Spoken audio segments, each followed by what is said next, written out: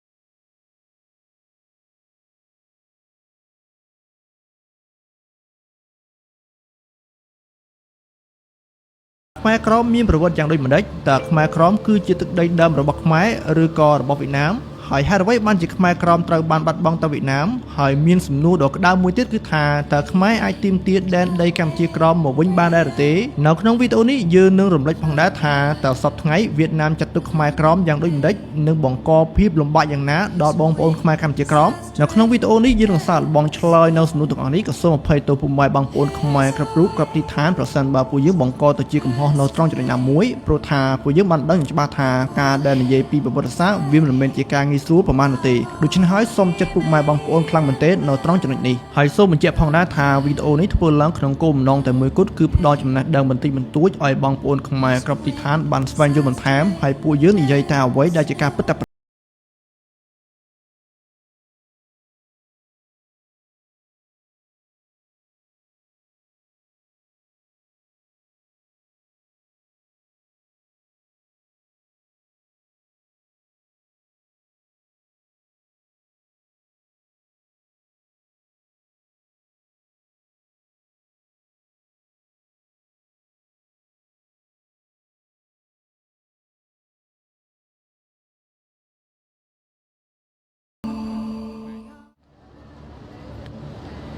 អ្នកសិក្សាប្រវត្តិសាស្ត្រខ្មែរក្រមប្រកាសជាបានដឹងយ៉ាងច្បាស់ថាមានរឿងរ៉ាវច្រើនណាស់ដែលជនជាតិវៀតណាមបានធ្វើបាបខ្មែរក្រមក្នុងនោះមានតាំងពីព្រឹត្តិការណ៍កំពប់តេអុងការបង្ខំឲ្យខ្មែរជីកព្រៃបិញទេរួចទម្លាយទំនប់ទឹកដើម្បីសម្លាប់ខ្មែរការដើរសម្លាប់ប្រជាពលរដ្ឋខ្មែរដើម្បីឲ្យឧកញ៉ាសឿនគួយចេញមកប្រកួតខ្លួននិងការប៉ិនប៉ងគំនិតវត្តអារាមលុបបំបត្តិវប្បធម៌ខ្មែរក្រមជាដើមទាំងអស់នេះសបញ្ជាក់ឲ្យឃើញថាវៀតណាមមិនបានប្រកាន់មាគ៌ាសន្តិភាពជាមួយនឹងពលរដ្ឋខ្មែរក្រមដែលជាម្ចាស់ស្រុកនោះទេវៀតណាមក៏មិនខុសពីថៃប្រមាណដែរពួកគេបានបំភ្លៃមានទទួលស្គាល់ការពិតដោយរដ្ឋាភិបាលវៀតណាមបែរជានិយាយថាប្រវត្តិសាស្ត្រនៃដែនដីកម្ពុជាក្រមឬវៀតណាមហៅថាតំបន់ណាំបូបានឆ្លងកាត់បាន3ដំណាក់កាលរួចមកហើយមកទល់នឹងពេលនេះគឺដំណាក់កាលហ្វូណនជៀនឡានិងវៀតណាមបើដូចជាការអាងរបស់រដ្ឋាភិបាលវៀតណាមនោះប្រការនេះមានន័យថាគ្មានឡើយសម័យមហានគរឬសម័យអាណាចក្រខ្មែរដែលបានគ្រប់គ្រងទឹកដីលាតសន្ធឹងរហូតដល់ដែនដីខ្មែរកម្ពុជាក្រមឬគ្មានឡើយនគរចម្ប៉ារបស់ជនជាតិចាមដែលត្រូវបានវៀតណាមលេបត្របាក់មុនពេល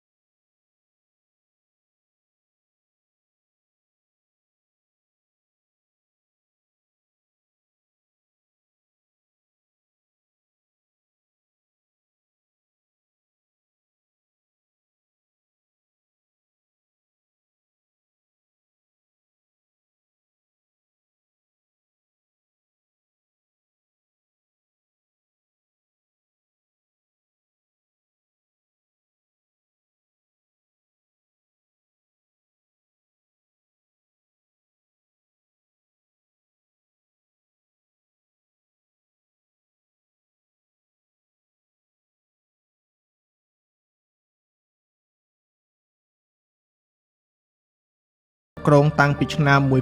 1471នោះគឺមានចំនួនមិនដល់200,000នាក់ផងនាពេលបច្ចុប្បន្ននេះបើផ្អែកតាមរបាយការណ៍ជំរឿនដោយរដ្ឋាភិបាលវៀតណាមគួររំលឹកផងដែរថារដ្ឋាភិបាលវៀតណាមធ្លាប់បានអះអាងកាលពី30ឆ្នាំមុនថាពលរដ្ឋខ្មែរក្រមមានចំនួនជាង1លាននាក់ក៏ប៉ុន្តែរហូតមកដល់30ឆ្នាំក្រោយមករដ្ឋាភិបាលវៀតណាមនៅតែអះអាងថាពលរដ្ឋខ្មែរក្រមមានចំនួនជាង1លាននាក់ដដែលបន្ថែមពីនេះកាលពីឆ្នាំ2009រដ្ឋាភិបាលវៀតណាមថាខ្មែរក្រមមានចំនួនតែជាង1លាន2សែននាក់ហើយមកដល់ឆ្នាំ2019វៀតណាមនៅតែអះអាងថាខ្មែរក្រមមានចំនួនជាង1លាន3សែននាក់បើផ្អែកទៅតាមតួលេខនេះបញ្ជាក់ថានៅក្នុងរយៈពេល10ឆ្នាំចុងក្រោយនេះខ្មែរក្រមកើនមិនដល់60,000នាក់ផងក៏ប៉ុន្តែសម្រាប់សហព័ន្ធខ្មែរកម្ពុជាក្រមនិងអង្គការប្រជាជាតិនិងប្រជាជនគ្មានតំណែងហៅកាត់ថា UNPO វិញប្រជាជនខ្មែរក្រមមានមិនតិចជាង7លាននាក់នោះទេនាពេលបច្ចុប្បន្ននេះអនុប្រធានសហព័ន្ធខ្មែរកម្ពុជាក្រមលោកម៉ៅមួយនេះថ្លែងថាតួលេខរដ្ឋាភិបាលវៀតណាមនេះគឺខ្មែរក្រមមិនអាចទទួលយកបាននោះទេលោកថាចំនួនពលរដ្ឋខ្មែរក្រមដែលមានជាង1លាន3សែននាក់នោះគ្រាន់តែជាតួលេខដែលរដ្ឋាភិបាលវៀតណាមបង្កើតឡើងដើម្បីបង្ក្រប់កិច្ចឲ្យស្របទៅនឹងគោលនយោបាយរបស់វៀតណាមដែលថាខ្មែរក្រមគឺជាជនជាតិភាគតិចតែប៉ុណ្ណោះ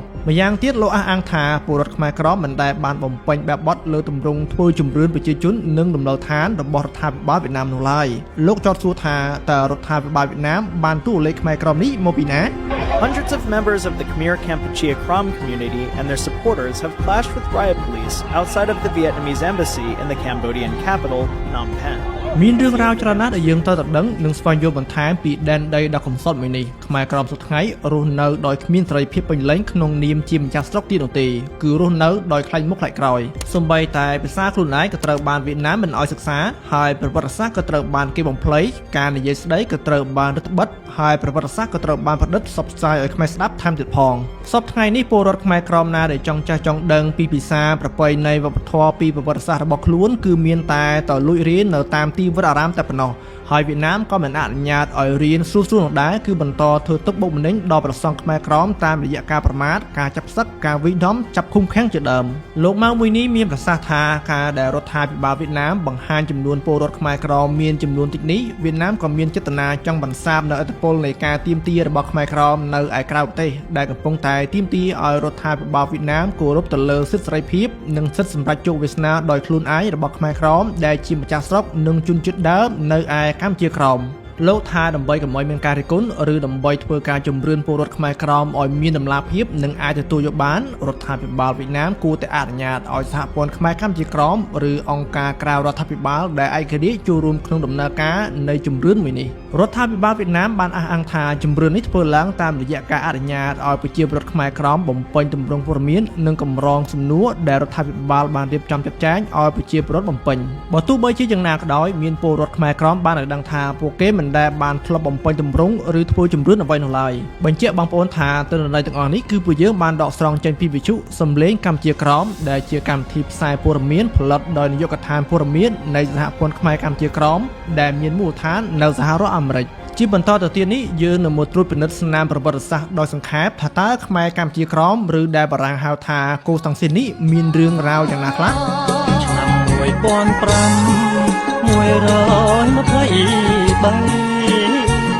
ខ្មែរក្រមប្រុសស្រីកើតក្តីបគុំបងជ័យថាទី2ដួលកោជុំហោចោលរៀងក្រីក្រការប្រពន្ធយូផែនទីដែនដីកម្ពុជាក្រមមានផ្ទៃដី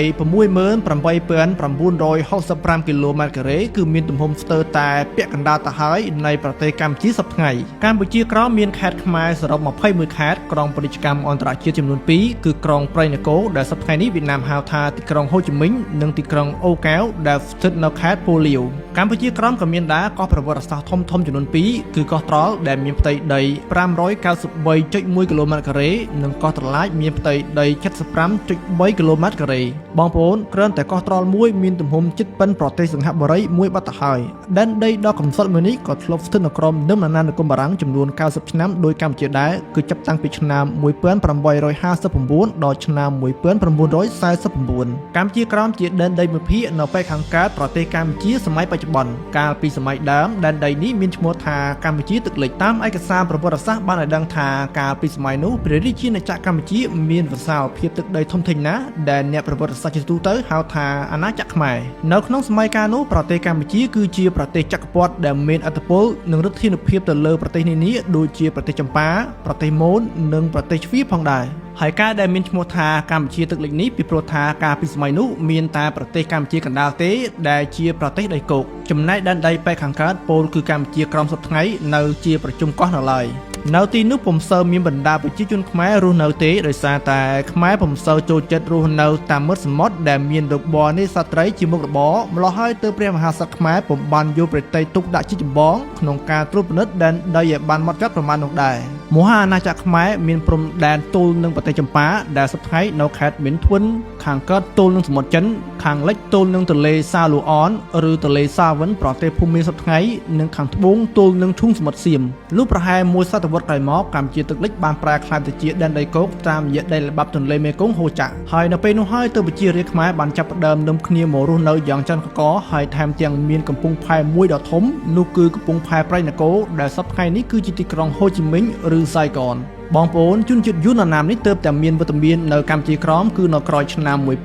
1471គឺនៅពេលដែលពួកគេបានលេបត្របាក់យកនគរចម្ប៉ាតែប៉ុណ្ណោះដោយនេះចំពោះការដែលរដ្ឋាភិបាលវៀតណាមថាពួកគេបានមកកាប់ឆ្ការព្រៃដោយមីគាសន្តិភាពស្អីគេនោះគឺជារឿងបោកប្រាស់ជារឿងបំភ្លៃប្រវត្តិសាស្ត្រការពិតសុទ្ធសាធហើយការដែលពួកយួនបន្តហូរចាក់ចុះមកភាគខាងត្បូងឬមកកម្ពុជាក្រោមនេះគឺវាមានអង្គហេតុរបស់វាហើយយើងជឿជាក់ថាបងប្អូនប្រកាសជាធ្លាប់បានឮស្ដេចខ្មែរយកប្រពន្ធយួនហើយមិនអត់ឬក៏ប្រហែលជាបងប្អូនធ្លាប់បានឮថាយួនខ្ចីដីខ្មែរដើម្បីហាត់ទ័ពជាដើមទាំងអស់នេះគឺជារឿងពិតដែលបានកើតឡើងនៅក្នុងរាជការព្រះបាទជ័យជេដ្ឋាទី2ហើយវាគឺជាដើមចំដ៏ចម្បងបំផុតដែលនាំឲ្យកម្ពុជាក្រោមត្រូវបានបាត់បង់នេះឯងតើនាពេលនោះមានរឿងរ៉ាវយ៉ាងណាខ្លះដែលនាំឲ្យពួកយួនណាមហូរចុះមកភាគខាងត្បូងដោយទឹកបាក់ទំនប់បែបនេះតើយួនខ្ចីដីខ្មែរដើម្បីហាត់ទ័ពឬមានកំណត់ប្លន់ដីខ្មែរតើមូលហេតុអ្វីបានជានាំឲ្យបារាំងកាត់ដែនដីកម្ពុជាក្រោមនេះឲ្យទៅវៀតណាមដោយគ្មានសួរកម្ពុជាមួយម៉ាត់តើយើងអាចទាមទារដែនដីដ៏កំសត់មួយនេះពីវៀតណាមបានមកវិញដែរឬទេនៅក្នុងវីដេអូភាគ2ពួកយើងនឹងសាកល្បងឆ្លើយនៅសំណួរទាំងអស់នេះអញ្ចឹងសូមពុកម៉ែបងប្អូនទាំងអស់គ្នារងចាំតាមដាននៅភាគ2នាពេលខាងមុខឆាប់ៗនេះប្រដៃក្រៀកទេគាត់បែបមិនបាននឹកឃើញចំណុចហ្នឹងឯងគាត់នឹកឃើញថាតើកម្ពុជាអាចដណ្ដើមយកកម្ពុជាក្រោមមកវិញបានឬទេឆ្លើយយ៉ាងខ្លីសិនលោកបណ្ឌិតបានឬមិនបានខ្ញុំមានសង្ឃឹមច្រើនប៉ុន្តែមានជំរើសច្រើនមុននឹងទាមទារយុត្តិធម៌យើងសន្យាចំពោះលោកអ្នកស្ដាប់ថាថ្ងៃណាមួយយើងនឹងទៅជែកគ្នាម្ដងទៀតថាតើធ្វើយ៉ាងម៉េចដើម្បីបានទៅកម្ពុជាក្រោមវិញខ្ញុំថាបានដោយសារអីយើងមានទាំងកត្តានយោបាយយើងមានទាំងកត្តាច្បាប់យើងមានទាំងកត្តាភូមិសាស្ត្រវិទ្យាសាស្ត្រប្រជាសាស្ត្រហើយកត្តាវប្បធម៌ទៅទៀតវត្តអារាមប្រពៃណីទំនៀមទម្លាប់យើងនៅច្រើនណាកាលណាគេយកទៅផ្ដល់របៀបរបបហ្នឹងគឺយើងអាចផ្ដល់បានដូចផ្លូវច្បាប់យើងមានផែនទីតម្កល់នៅអង្គការសហប្រជាជាតិមិនដែរហើយយើងមានតែប្រទេសមួយប្រទេសទី3មួយបកគលឲ្យហើយអញ្ចឹងថាតើផ្លូវច្បាប់យ៉ាងណាដែរខ្ញុំគិតថាជំនាន់ហ្នឹងគឺមានន័យថារដ្ឋាភិបាលកម្ពុជាមិនបានបកគលឲ្យទេគឺមានប្រទេសមួយបកគលឲ្យអញ្ចឹងបើសិនជាប្រទេសមួយបកគលឲ្យអញ្ចឹងខ្ញុំអាចបកគលអាមេរិកហ្នឹងទៅឲ្យចិនបានមែនទេហើយចិនអាចទៅគ្រប់គ្រងនឹងបានអត់បានទេតើអាមេរិកហ្នឹងបកគលឲ្យដែរបាទអរគុណខ្ញុំនិយាយទៅខាង